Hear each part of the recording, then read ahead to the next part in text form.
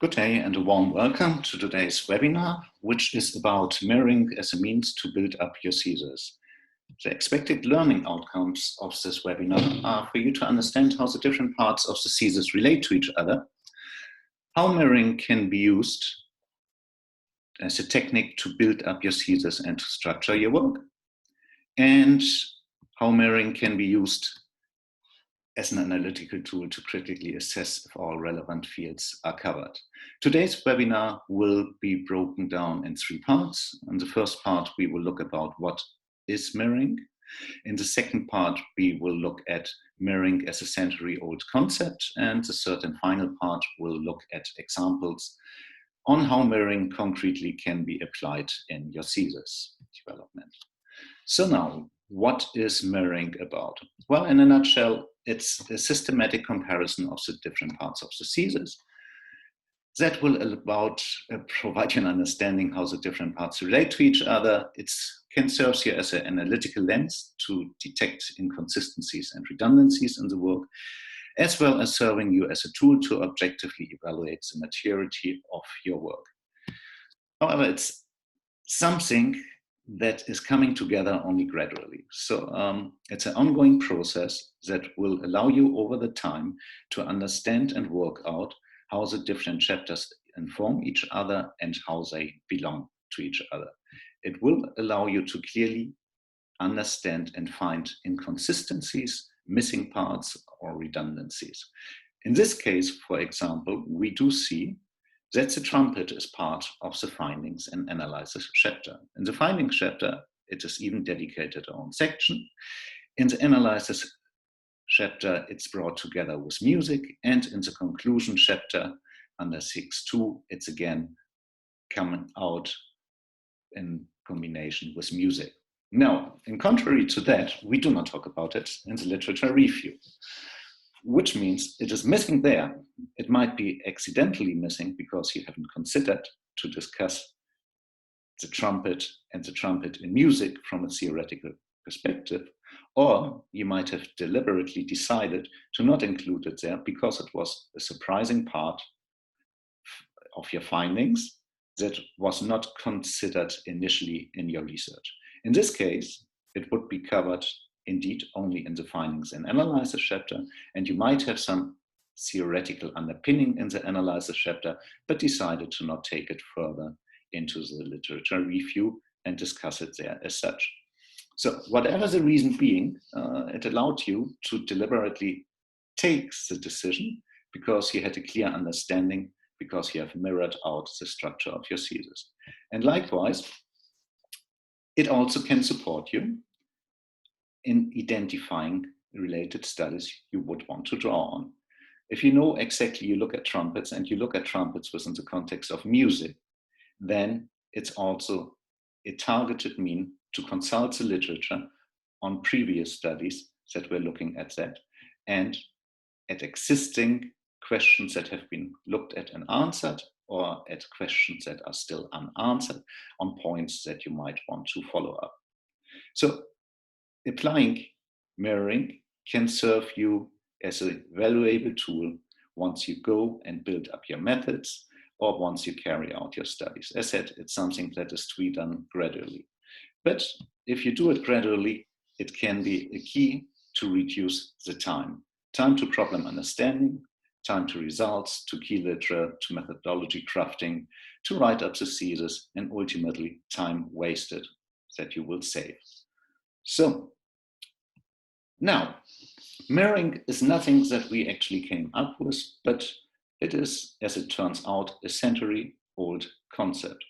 And while it is a century-old concept, this was a bit of a new to me. And once we have been at a residency in Liverpool during 2018, one of our colleagues, Emmanuel Da, said, "Oh, look, I know that from music." And I said, "Well, how?" And then he gave us a nice lecture on that and explained exactly how it works in music and which existing work is there to illustrate how it had been applied.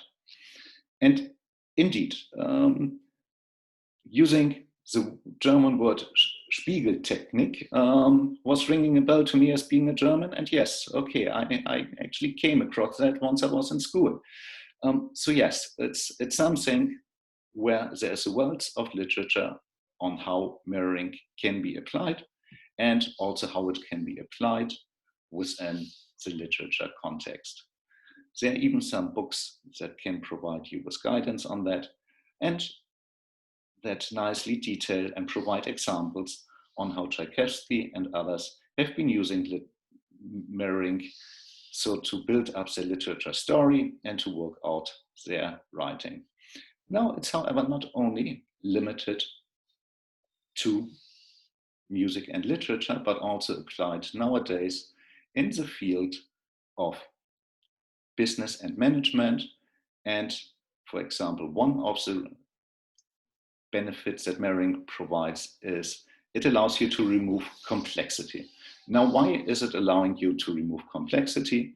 Because it allows you to work in smaller chunks, to break down your work, to look and isolate just the different components. In this case, for example, 4/4, the trumpet within 5/4, the context of the trumpet on how it's used in music.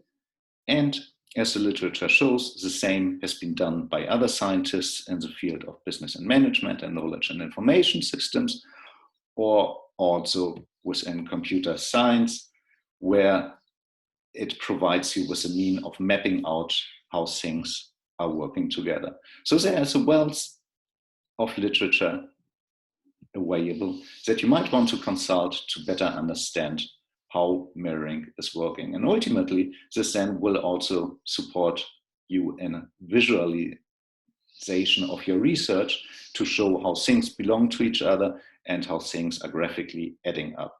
So this is the ultimate outcome and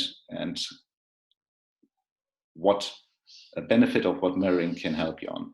It can allow you to reflect, repeat, amplify, translate, replicate, and coping with the information that you are looking at. Now, coming from the second part into concrete examples on how mirroring can be applied within the thesis development. Now, as you can see in this slide, we use different colorings as a very simple mean to group things and to understand how things belong to each other, but also to assure consistency. Consistency and preciseness are very crucial for research, so to assure that we talk about the very same thing. And in particular, in the early stages of your research, this is an issue because you are new to a field, you consult the literature, and the literature refers to similar things in very different ways, or it might refer to the very same in very different ways. And all of that can be very overwhelming. And for you to take the shots and say, no, actually, we're talking about perception issues. We just look at it from a different angle and lens.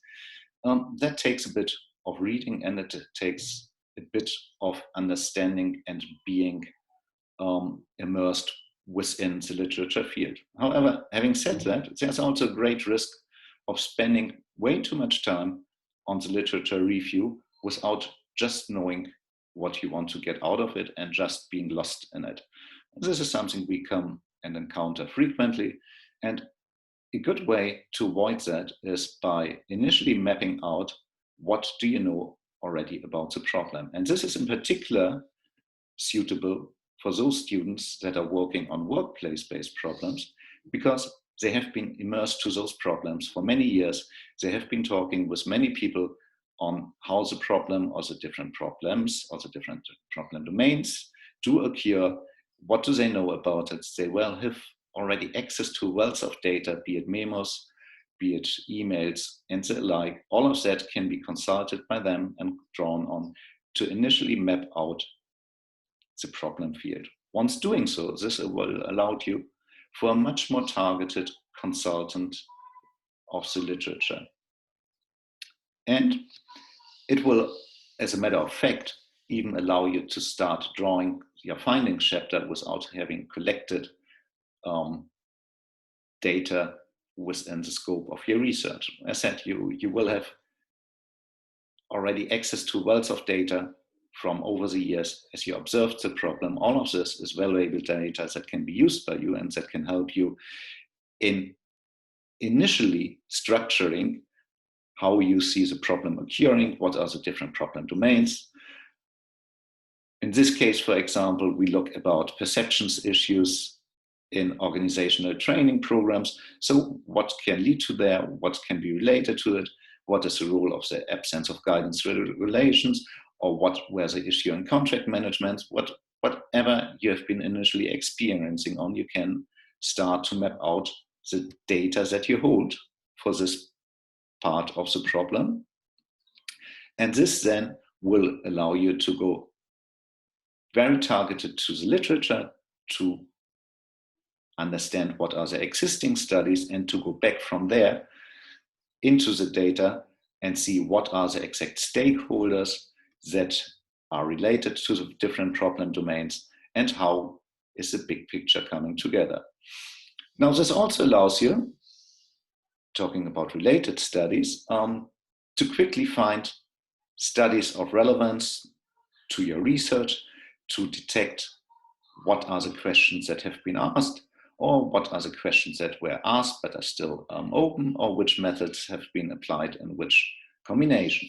So all of that is an easy and convenient mean that can reduce the time, in particular, reduce the time to be wasted, because it's much more efficient if you work over the concrete end than if you work over the speculative end. And lots of time in the literature consultation is exactly lost because it's speculating, and it's often actually speculating about solutions rather than looking into problems. Now, if we go back to this slide and look at 1.3, 1.3.1 to 1.3.7, we clearly can see we look at problems, at issues, at things that are broke, that are inexistent, that are not as they are expected to be. Now, if you don't know the difference in between solution-focused and problem-focused, or solution lens and a problem lens, please look at our earlier webinars on that. There are some recordings where you're able to better understand the difference, because it can set your research in a very different direction depending on whether you read the literature with a solution lens or whether you read it with a problem lens.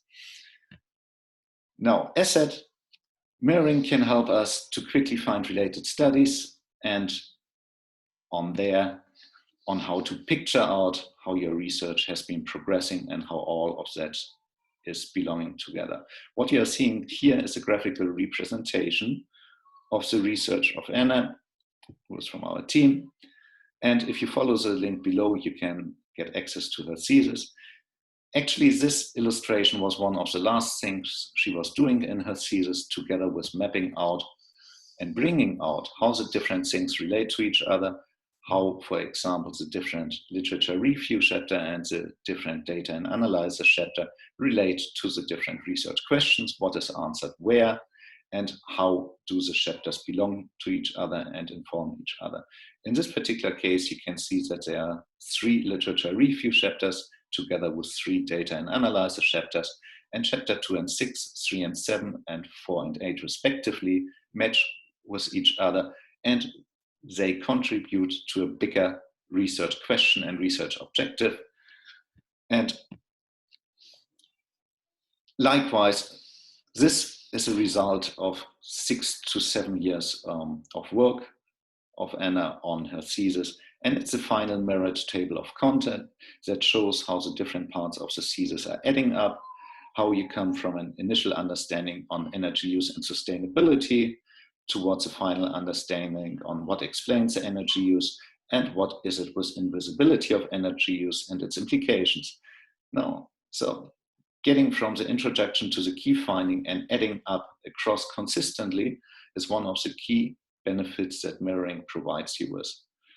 And in this case, it also shows the dominant parts of the thesis, for example, that the yellow highlighted part have come out less dominant than ultimately the blue and green parts, and likewise that is true for the findings. Now, as said, it's a very structured way, and generally working over simple tables can be a mean we talked about earlier, reducing complexity as known from the literature as one of the benefits of mirroring, and indeed it can help to reduce complexity. For example, here in this table, we just put in the key findings and the key literature resources and the key outtakes from the literature and how they relate to each other.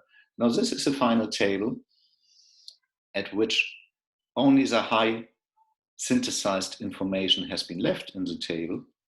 Meanwhile, all of the lower level information has been transferred from such initial tables into the sections of the thesis. So you can see that the discussion, the higher level discussion that is displayed within this table is also continued using the very same words as they appear in the table. Now, this is exactly the level of preciseness that is required to assure a consistency in the work. But as earlier mentioned, it's a bit of a tricky thing initially, because once you're immersed for the first time to the literature, things are called differently. They are presented based upon different backgrounds. So it's a bit overwhelming to understand. So what belongs to what could be higher level terms used in my thesis and for my purpose, and how do I go about it? Now, for students to actually test themselves on the maturity of their thesis and where they are, a term of advice is look through your thesis on how often you use the word definition and in which context are you using it. Are you using it to define concepts of the literature? In which case, likely it's mirroring early work in your thesis, while at the later stages, you will not make use much of definitions, but you will start speaking yourself and call things in the way you feel they fit into your thesis. Now, this also means actually that very new building blocks and very new parts of your thesis will sit next to each other with very initial parts of writing from perhaps 4 years ago. And this is absolutely fine. There might be the need to adapt the earlier writings, but understand it's a thesis that you're building up gradually, and it's not being drawn up in a linear way.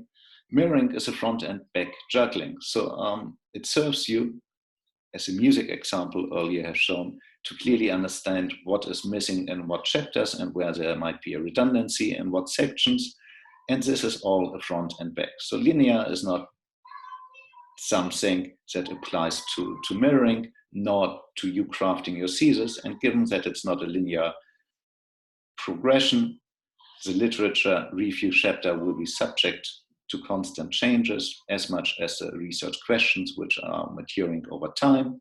So it's an ongoing process, and thereby old and new things will sit next to each other, and that is just to be accepted. But if you make consistent use of the words, and if you try to rework the thesis gradually, so to assure that you call things consistently, even here in this case, chapter 6 and chapter 7 are two findings and analysis chapters that were drafted up at a very different point in time. However, mirroring has allowed to assure that the same narrative is in place, and therefore the chapters inform each other, and the very same holds true for other parts in the thesis, whereby, for example, the initial chapter 341 on the literature review is talking about habits as a barrier, and likewise the data and analysis chapter 731 talks about habits and obstacles, just from a different perspective. But it's the same narrative, it looks at the very same things, it discusses the same underpinning, it is adding up consistently. And this is what mirroring can provide you with. And it is, as said, a gradual tool and a gradual process that needs time and training. And if you would like to get some more training, with the beginning of this year, we will provide access to self-study versions of our advanced training courses free of charge via the Doctorate Hub website. They're going to be released soon, so keep an eye on our website, and you will find there one course which is called Advanced Training Course on Writing Up and Structuring Your Thesis, in which we do a good deal of mirroring. It would apply for you. It would require for you, however, to be already in an advanced stage of your thesis. If not, then you are very much invited to make a good use of our forums and discussion boards, or to look into earlier webinars where we discuss different parts of our